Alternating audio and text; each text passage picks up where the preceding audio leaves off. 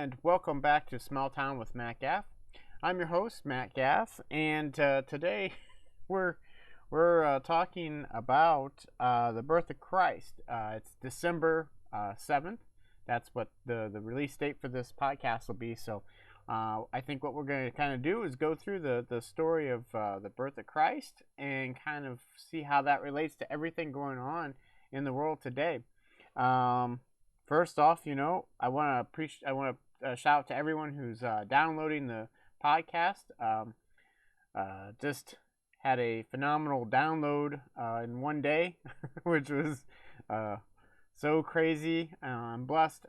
My whole family has come down with COVID, so I'm on the mend. Actually, as this is going to air, I should be released from the COVID restrictions. But so. That being said, this message today about changes of plans and everything else seemed to really fit. And once again, I want to welcome everyone to Small Town, your virtual hometown, if you want to think of it.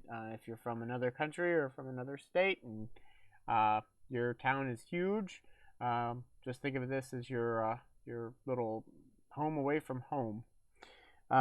So I think let's go ahead. We're going to dive right into the story, the birth of Christ, and how, at least in this particular aspect, we're going to talk about how Joseph had a plan, and God had different plans. And this is what we're going to discuss about. It's actually just Matthew 1:18 through 25. That's the type of verse that we're going to discuss. That's the verse we're going to go over, and then and kind of talk about. So first off, Matthew 1:18 through 25. That's actually talking about the birth of Jesus, or the Messiah. And one of the very first things it says in the passage, which I'll read the passage after the break, but basically, Joseph was set to marry Mary. And so, but unfortunately, in his case, back then, she became pregnant with Christ through the Holy Spirit. Now, back in that day, that would have been blasphemy. I mean, he had every right to not marry her. But what he was going to do was send her away, not disgrace the family, and just make sure that it looked like it was his, or that some other situation like that. So basically, Joseph's plan in the beginning of this whole story was that he was going to have a family. He was going to marry Mary. He was going to have kids and have a life that he've always wanted.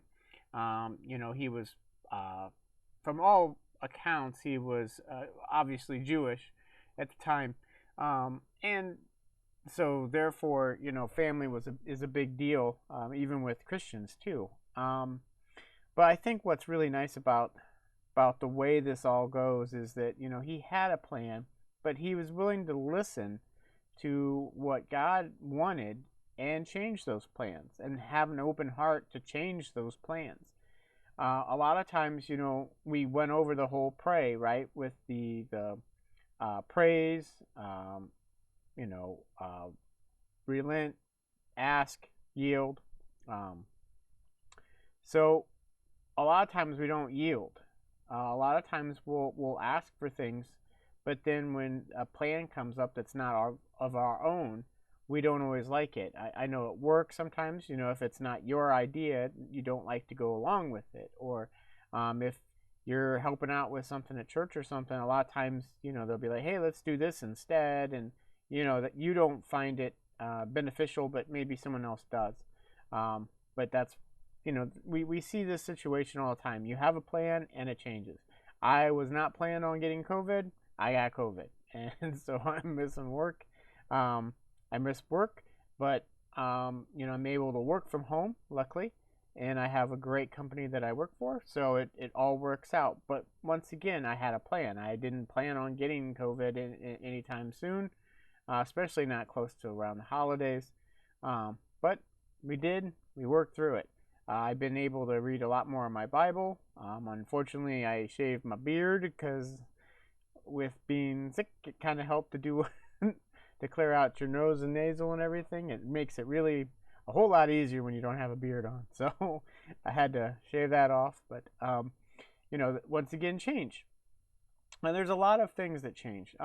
People's lives change. Our goals change. At one point, I was in the I was on the fire department. I was looking for a job and decided to join the military because I could use my services. Plus, insurance at the time was extremely expensive, and so I chose that. That was not something I planned to ever do, to go into the military. But I'm glad I did. It allowed me now to have a son. So there's a lot of things that you can look at in your own life where maybe God had kind of changed your path a little bit, but in the long run, it was for the good. Maybe that one job that you really liked in New York, and you thought, man, that would really make it but you decide to stay someplace else. Well, look at cost of living, or look at the health scares there in New York, or look at how many people from the crime rate or something like that. There's a lot of things that you can look at, that there's reasons why we change our minds or we decide to do something else. God definitely shows his hands eventually. Hopefully, not in all cases, but in most cases, eventually you do get to see maybe why he chose to do that. In other cases, you don't. Some small things are meant and felt long down the line. We read it in the Bible too, where because somebody did this 3 generations down, now this person is able to do that. We see that all the time in the Bible, and so therefore, a lot of things that happen, now we won't know or even see until farther down the line when our kids' is out there. So don't get discouraged necessarily. God has a plan. Now, the other thing too is, God, this was something that was ordained anyway, written in the stars, written in the books. So it wasn't like Joseph could just be like, yeah, no, I'm good. It was something that had to happen. However, God still nudged him towards the correct answer, and that's what we have to kind of listen for, is that nudge to that answer, to that correct answer that God is hoping we go towards. We do have free will. I think that there is some cases where our free will and what his will are kind of matches up a lot of times, but that's an all very complicated conversation that's not for this particular time. But I think what's really great is that we need to be open to changes. We need to be open for nudges someplace other than what we're actually planning right now, and that's okay. Things change. So I think what we're going to do is we will take a quick commercial break. We'll come back. I'll read Matthew chapter 1, 18 through 25, and then we'll kind of wrap it up a little bit. And then, like I said, for the month of December, I think what we're going to do is just talk about the birth of Christ, different aspects of it, with different facets of small town, especially this, because that would have been something that in a small town, a lot of people are going to know pretty quickly, that Mary got pregnant and it wasn't by Joseph and they weren't married. That's something that in a small town can kill a reputation quite quickly. Everybody knows that. In a bigger city, I think it's not looked at so much because in the bigger city, there's a lot more lax in moral values sometimes. But I think what you need to do, though, is look at the whole context and realize that, in fact, we're talking about a small town situation here that worked out for the best, for all of us. So with that, I think what we're going to do is take a quick break, and we'll be right back. All right, and welcome back to Small Town with Matt Gaff. I really appreciate you hanging in there for that one ad right there. It really helps keep the ministry going. Allows us to go into some other directories so everybody has chances to listen. from other countries, other states. This is just great. The way everything's blowing up. Um, this is episode 20, and we've already hit over 800 downloads of the entire podcast. So that's so cool. That's like more than I thought. So it's really growing, and I really do appreciate it. And if you have anything you want to say or anything like that, by all means, drop me a line on my Facebook page on Small Town with Matt Gaff, or you can email me at smalltown with mattgaff@gmail.com. Really do appreciate any notes or anything like that, and maybe give out some shout outs to people listening. So, all right, so we're talking about changes, how changes happen, and especially in December here with the birth of Christ.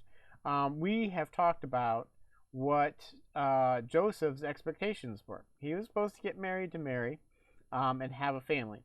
And what happened, which we all know, I mean, I'm going to read it here in just a second, but we realize that Mary is carrying Jesus, which was not Joseph's. You know, the Holy Spirit came and laid child with her. So, you know, back then, that would have been that's a reason not to marry her and just throw her away from the village or anything like that. In a small town, which even nowadays, you know, you've got someone who is getting married and they end up getting pregnant, and it's not by the person they're getting married to. That's some scandalous stuff, at least in the small town. Now, like I said, in a larger town, it tends to be the moral high ground tends to be a lot lower for some reason. Apparently, if you're in a huge city, anything goes. But in a smaller town, we tend to look at the Bible and be the judge of that, quite literally.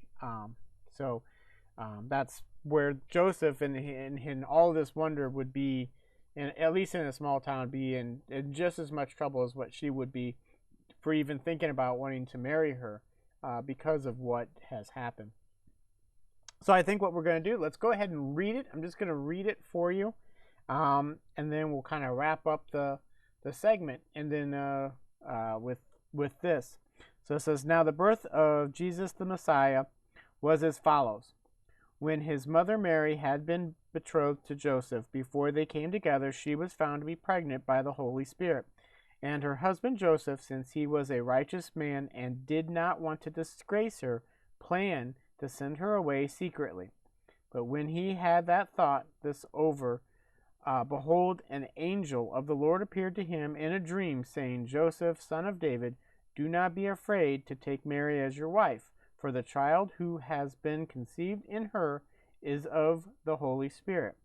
She will give birth to a son, and you shall name him Jesus, for he will save his people from their sins. Now all this took place so that what was spoken by the Lord throughout the prophet would be fulfilled.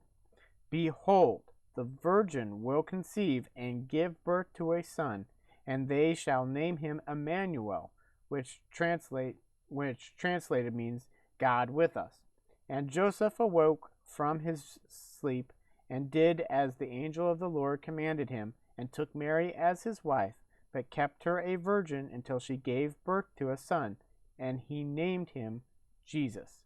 And that's Matthew chapter 1, 18 through 25. Now, what's nice, once again, we've been talking about changes in plans. What was Joseph originally going to do? Well, originally he was going to marry Mary.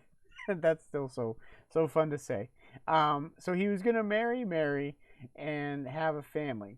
Then she became pregnant. He didn't realize that it was with the Holy Spirit, but he still was righteous, but also feeling compassion, chose to, instead of do that, secretly have her sent away, so that way her family wasn't in disgrace. He wasn't disgraced. The village wasn't disgraced, and nobody gets stoned. And then once God felt that on his heart, decided that he needed to have a little nudge. And that's where he had his dreams.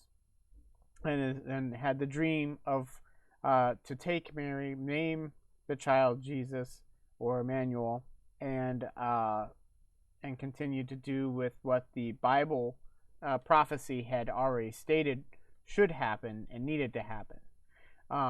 So, you know, in retrospect, I mean, this person here, Joseph, is in the seat, the main seat, in order for this prophecy to work at all. Because basically, he could have just still sent her away, never married her, and we'd be stuck with what? So, you know, the story needs to have Joseph and Mary. They need to be in Bethlehem. They need to be here, and they have to do this. There's so many steps that need to happen, and with Joseph's plans being one direction, God was like, no, that's not really how I need it to happen. This is how it needs to. Here's the dream. Here's the explanation. And Joseph was wise enough to see that that was in fact the Lord, not Satan, or not somebody just trying to have him go into sin. So it was a real test of Joseph's faith too. I mean, once again, like we've talked about, small town, everybody is going to eventually figure out that either A, it's not Joseph's, or there's going to be some talk, a lot of talk. And so he's going to have the fortitude to stand up to that and say, look, I had a dream, God talked to me, or an angel of the Lord talked to me. The angel of the Lord talked to her. This is what's going on. Imagine if that happened today. I mean, if somebody was said of a virgin birth, and that somebody was talking to her, or him, I mean, what were you thinking is going to be said? There's a lot of things out there that people say they do, raising of the dead and all this other stuff. I've never seen raising of the dead. I don't think that that's necessarily possible nowadays. I do think that God can heal people. I do think that there could be some healings. But as far as raising of the dead, no. I don't think that, we should see any more virgin births, mainly because it's already been fulfilled in the Bible, so there shouldn't be that. We need to be careful of what we're listening to. Let's listen to the actual Bible here. But like I said, this is just an awesome example of how one person's plan can get changed for the betterment of all mankind, to be honest. I mean, this is probably the biggest U-turn somebody could possibly have, and the feeling of it. I mean, the retrospect of it all is that, what he did affects everybody. It affects me. It affects you. I mean, this is something that happened in a small town, and it resonated throughout the entire Bible. So it's just kind of one of those interesting things, and that's what we're going to spend this month in. We are going to spend December looking at the Christmas story, or Christ's birth, through the eyes of a small town, and that's what we're going to do. So today's was about Joseph and his change in plans. And I think that that's one of those change of plans that we all need to be able to think about, pray about, and do occasionally when come needed. So I think I'm going to wrap that up. So I want to just make sure I'm on Pandora, which is awesome. So just, you can do that. iHeartRadio. I'm on Apple Podcasts. I'm on Anchor and stuff like that. I'm also on YouTube. I take what I do is I record the video, and I upload the audio as a podcast, and then the video as a video log on YouTube. So that way, if people need to have the closed captioning, they can do that easier. So that's all there. So I just want to say, thank you to everybody listening, and hopefully I should be well by the time this drops on December 7th. So I will talk to everybody next week, and have fun, be safe, and we'll see you next time at your hometown, Small Town with Matt Gaff.